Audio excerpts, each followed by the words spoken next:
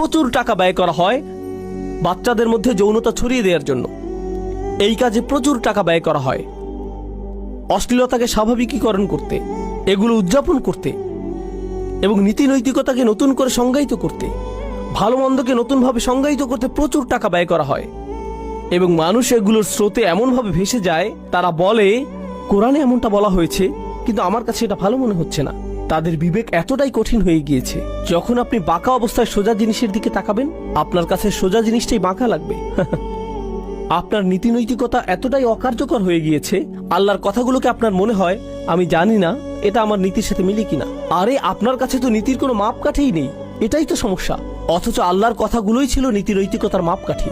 এটা এমন জিনিস যা কখনো পরিবর্তন হয় না, এবং আমি আপনাদেরকে এ ব্যাপারে প্রমাণ দিব যেটা আল্লাহ নিজেই দিয়েছেন। পৃথিবীতে যত নৈতিক মতাদর্শ এখন পর্যন্ত এসেছে, মানুষের কাছে সমাদৃত প্রতিটা মতবাদ 10 বছর পর